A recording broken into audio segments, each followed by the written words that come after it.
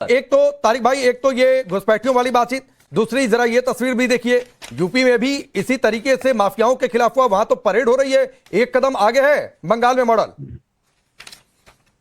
ज़कात फाउंडेशन जो है वो गरीब बच्चों के लिए स्कूल चलाती है और फ्री में आईएएस के बच्चों के लिए कोचिंग भी चलाती है, इसलिए पूरी जानकारी नहीं है तो खैर लिटिल नॉलेज इज डेंजरस। 2018-19 में एनआरसी हुआ, साइट से उसमें एनआरसी में 19 लाख लोगों को डिटेक्ट किया गया, जिसमें से 7 लाख मुसलमान थे। हिंदुओं की पार्टी, हिंदुओं की बात करने वाली पार्टी, उन्हीं के नाम पर वोट लेकर सत्ता में आने वाली पार्टी, उनका क्या किया आपने? बाहर भेज देना चाहिए। 2015-16 में आसाम में सरकार आ गई थी। कब तक रोना रोगे, कब तक रोना रोगे भाई कि ये है फलाना है, इन्होंने ये स्टेटमेंट दे दिया, इसका यहां से वहां कनेक्शन है। कौन रोक रहा है आपको? जो लोग ताकत में हैं जब वो रोते हैं, इसका मतलब ये है कि आप कुछ करना नहीं चाहते। आप ये घुसपैठिया शब्द का इस्तेमाल कर कर वोट तो लेते हैं। बिहार एसआईआर में कितना घुसपैठिया पकड़ा। यूपी में योगी ने कहा था कि हम डिटेंशन सेंटर बनाएंगे जब एसआईआर हो रहा। अच्छा भाई, हर जिले में डिटेंशन सेंटर बन गया और उसमें 50-50 लाख लोग रहे ना उत्तर प्रदेश। कोई मिला? अरे भाई मिले तो उसको बांग्लादेश वापस भेजिए। अब बता रहे हैं पुश बैक, आंकड़े बता रहे हैं कि 1000 लोगों को पिछले साल में आसाम सरकार नहीं भेज पाई वापस। ये आपको वापस भेजना है, बांग्लादेशियों को पकड़ना है। और रोक कौन रहा है? करना आपको है। रोज बैठकर चैनल पे रोएंगे कि नहीं नहीं वो यहां से फंडेड है, वहां से फंडेड है। एजेंसियां आपके पास, उनको विपक्ष के नेताओं के पीछे मत लगाइए कि उनको जाकर जासूसी करें। उनको जासूसी असल में इन लोगों को ही करनी है कि जिन लोगों को पकड़ना है और इन लोगों को वापस भेजना है या जेल में डालना है, जो करना हो करिए। उसका यहाँ के लोगों से कोई लेना देना नहीं। आपको ताकत इसीलिए दी गई है ताकि आप जल्द से जल्द ये सारा काम करें। लेकिन जाहिर सी बात है कि अभी मुंह छुपाना है, कुछ ना कुछ तो कहना ही है। तो बोल जो मर्जी है कि 80,000 उन्होंने इसलिए भेजे थे ताकि वो लोग लौट के आए और फिर कांग्रेस की सरकार बनवाए। इसलिए मैं ये कह रहा हूं, एक्शन। अभी बंगाल की बात नहीं करते हैं, 4 दिन हुआ सरकार आए बंगाल में। आप एक्शन लेना है, आप आसाम की बात करिए ना, वहां सत्ता में भाई किसने रोक रखा है? आपको फिर से सत्ता मिली, जो मर्जी है। लेकिन वही रोएंगे आके कि अरे ये फलाने ने ये स्टेटमेंट दिया था, उन्होंने कहा था कि रोहिंग्या को लाके बसाओ, ये वो। आप जहां पर सत्ता में हैं वहां मैं राधिका से रिप्लाई लेता हूं, फिर मैं तो चाहता हूं राधिका। हाँ, 7 लाख, लास्ट पॉइंट, 7 लाख उसमें मुसलमान थे। मैं हिंदुओं की बात नहीं कर रहा हूं, उनको तो आप सीए मतलब आपको इस बात से दिक्कत है कि मुसलमानों को क्यों चिन्हित किया गया, ये आप कह रहे हैं ना?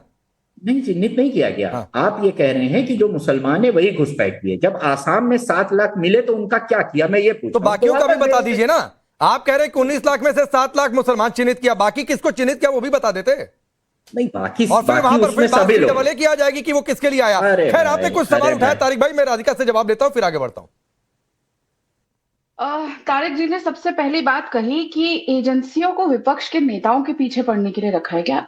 जहां तक मुझे याद है, दिल्ली में आपके साथी अरविंद केजरीवाल हो या आपके जो इंडी ठगबंधन के एक और साथी हैं, वैसे आप लोग अलग चुनाव लड़ रहे थे केरल में सीपीआई के, सबके खिलाफ कि वो घूसखोरी कर रहे हैं, वो इतना ज्यादा भ्रष्टाचार कर रहे हैं। आप ही के मित्र राहुल गांधी, जो आपके नेता है, नेता विपक्ष, जिनके साथ आप उत्तर प्रदेश में चुनाव लड़ने वाले, उन्होंने ही कंप्लेंट रही थी। ध्यान रखिएगा आपके ऊपर भी कंप्लेंट ना कर दे, क्योंकि उनकी आदत है जहां चुनाव होते हैं उस चुनाव जाके जो ही साथी होते हैं उन्हीं के ऊपर बोल देते हैं जी इन्होंने इतना भ्रष्टाचार किया, ईडी भेजो। फिर जब सरकार ईडी भेजती है तो ये कहते हैं अरे ये क्या कर दिया, आप विपक्ष के नेताओं के ऊपर चुन चुन के हमला कर रहे हैं। तो ये कांग्रेस को समझाइए ना, वो क्यों लेकर आते हैं प्रूफ, वो क्यों पीछे पड़ते हैं कि आप नहीं भेज रहे, नहीं भेज रहे। तो आपत्ति घर की बात घर में सुलझाइए, बार बार हमें हमारे पर मत आइए। और दूसरी बात ये कह रहे हैं कि आप लोगों ने क्या किया इतने सालों से। अरे आप लोगों ने, आपने और कांग्रेस ने मिलकर हमेशा से क्या किया, ये घुसपैठियों के लिए धर्मशाला बना दिया भारत को। आप लोगों ने इंश्योर किया कि वो वापस ना जा सके। जैसे मैंने बताया, बहुत बेसिक चीज है, इन लोगों ने उनको पक्का करने का काम किया। जब कोई देश बाहर जाते हैं और ये जो कबूतरबाजी भी होती है राकेश जी, यही तो होता है ना, उनके कागजात बना दिए जाते हैं पुराना सब कुछ। और इनकी सरकारों ने किया। अब हमारी सरकार ने ये इंश्योर किया है सबसे पहले बॉर्डर्स प्रोटेक्ट करे जाएंगे। अब असम का पूरा बॉर्डर 100% कवर्ड है। जो वो एरिया था जहां पे पानी है वहां पे भी स्मार्ट बॉर्डर सिस्टम्स लगा दी गए। पानी के अंदर इलेक्ट्रिक करंट है, बहुत सारी चीजें। और अब बंगाल का भी बॉर्डर हम सिक्योर कर देंगे। First we have to ensure कि एंट्री ना हो इन्होंने तो बंगाल, बताइए ना, इनको इतनी फिक्र थी हर चीज की, इन्होंने क्यों ममता दीदी को नहीं बोला? अखिलेश यादव बात बात पे चुनाव में कौन जाते थे बंगाल? एक बार उन्होंने कहा दीदी आपको रोकना चाहिए, हमारे भारत के ऊपर, हमारे प्रदेशवासियों के ऊपर, हमारे देशवासियों के ऊपर बोझ पड़ रहा है टैक्स का, नहीं पर आप प्रोटेक्ट कर रहे हो मुसलमान। भाई बांग्लादेश से मुसलमान ही तो आ रहे हैं ना वहां से बच के। अब बांग्लादेश में कितने हिंदू रह रहे हैं? जितने रह रहे हैं उनको तो वो मार देते हैं, थोड़े बहुत रह रहे थे वो लगातार जो आसपास जो के लोग, तारिक खान एक छोटा रिप्लाई हम इसमें राधिका जी की बात का। लास्ट बात मुझे बताइए, ऐसा कैसे हो गया? अगर हम गलत काम कर रहे थे, घुसपैठियों के जो नाम कटे बंगाल में एसआईआर में सबसे ज्यादा, तब भी वहां पे टीएमसी जीती है, तब भी वहां पे बताइए तारिक खान छोटा जवाब। मैं ये कह रहा हूं कि आप अभी तक आसाम पे जवाब नहीं, दुनिया भर की अभी तो बोली सुने नहीं आप पूरा आसाम में क्या किया? ही नहीं है। और दोनों कान में लगाइए ना हेडफोन, नहीं सुना देता तो तारिक भाई। नहीं, आपने आसाम में आपने जो एनआरसी में लोग थे उनका क्या हुआ बताइए, फिर से बता दीजिए। तो जाएगी, कोई नहीं रखा जाएगा अच्छे से। कहाँ है? आपको क्या लगता है? आपको क्या लगता है 19 के बाद क्या कर रहे हैं? शतरंज खेल रहे हैं, चेस खेल रहे हैं 19 के बाद से हेमंत और विश्व शर्मा यही प्रॉब्लम है, इसीलिए आप लोग 2019 में हो गया था, आगे नहीं जा पाए। बेसिक चीज होती है कैसे डिपोर्ट किया जाता है, उसके सिस्टम होते हैं, क्रॉस चेक किया जाता है। 75 साल लगेगा डिपोर्ट करने में, प्रूफ करे।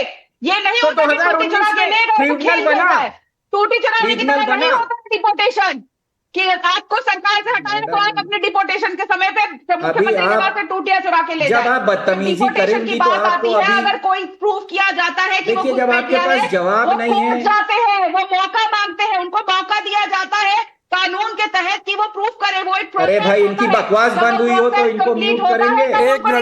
एक मिनट में आता हूँ। तारिक भाई सुनिए, एक तो यहाँ पर बैठकर कोई बकवास नहीं करता तो ऐसे शब्दों से परहेज करिए। हाँ, उन्होंने आपके नेता पर बोला, आपको जवाब देने का बिल्कुल मौका मिलेगा। अब आप बोलिए, तो ये मत करिए सर, यहाँ पर आकर कोई डिक्टेट ना करे कि किसकी आवाज म्यूट करनी है, किसकी आवाज म्यूट नहीं करनी है। सर आप लोग प्रवक्ता की तरफ हैं और ये मैं सबके लिए कह रहा हूँ। जब जवाब नहीं हो तो यहाँ से मत कमांड दीजिए कि एंकर किसको म्यूट करवाए किसको। आप बोलिए कि मुझे मौका चाहिए, और ये बात मैं सबके लिए कह रहा हूं, आपको मौका दे रहा हूं। अब आप बोलिए। मुझे माफ कर दीजिए। हाँ ठीक है, माफी की बात नहीं है, लेकिन आप बात बोलिए। ये चले गए होंगे, फिर आएंगे थोड़ी देर में वापस। तारिक भाई को लाइए भाई। तारिक खान ऐसे नहीं होता है। मैंने सिंपली ये बात कही कि एंकर को मत कमांड दीजिए कि इनकी आवाज म्यूट करिए। आप ये कहिए कि हमको बोलना है, इनको बोलिए कि शांत रहे, मैं जवाब दूं। ये तरीका होता है, ये तरीका नहीं होता है कि इनको म्यूट कर दीजिए, ये बकवास कर रही हैं। प्रवक्ता है, प्रवक्ता वाला काम करिए। आपको समय देना और सबको समय देना, ये मेरा काम है, वो मैं दूंगा, और ये ध्यान रखूंगा कि सबको उचित समय मिले। जरा जोड़िए तारिक खान जी को एक बार फिर से, जरूर उनसे ये टिप्पणी लेनी है जो राधिका जी ने कहा। अब हाँ अमितोष बोलिए। जी राकेश भाई, तारिक खान तो चले गए, लेकिन एक बहुत बड़ा विषय यह है कि जब भारत के सरकार, मैंने वापस वो पॉइंट उठा रहा हूं, जब भारत सरकार किसी को डिटेक्ट करती है और डिटेन करने के लिए जाती है, तो वो कौन से लोग हैं जो कोर्ट में जाके उनकी पैरवी करने के लिए सब जुडाइस मैटर को करा देते हैं। एक लंबी प्रक्रिया होती है जिसका ट्रायल होता है, फॉरेनर्स एक्ट में सेक्शन 3 है में। ये वो लोग हैं जो लगातार रोहिंग्या को इन्फिल्ट्रेशन नहीं बल्कि रेफ्यूजी मान रहे हैं। 1951-67 में उनको रेफ्यूजी का वो नई प्रोटोकॉल हमने दे रखा, लेकिन उसको मान रहे हैं। अब आप देखिए, इंडियन लीगल फ्रेमवर्क के अंदर में सुप्रीम कोर्ट में एक जजमेंट आया था, NHRC versus Arunachal Pradesh, Qatar Abbas हबीब अल कुथवी। वहां पे सुप्रीम कोर्ट ने कहा है कि national security sovereignty supersede the national claims, moral claims की बात ही नहीं कर रहे। तो वो लोग हैं जो ज़कात फाउंडेशन इनको रेफ्यूजी कह रही है, जो मुस्लिम कह के इनको यहाँ पे देश में पनाह दे रही है, और जब सरकार उस पर काम करती है तो पुशबैक पॉलिसी को विरोध करने कौन चला जाता है? कपिल सिब्बल चले जाते हैं। INDT एक्ट को सपोर्ट करने कौन चला जाता है? 40,000 रोहिंग्या को बचाने प्रशांत भूषण और कॉलिन गोल्साल्विस को चले जाते हैं। ये कौन से फाउंडेशन से, एनजीओ से? मुझे लगता है जब वो कानूनी प्रक्रिया के पेज फंसते हैं तो सरकार के काम में विलंब होता है, और विलंब लगने का मतलब जो बात पहले भी अमितोष ने कही थी और अभी भी जो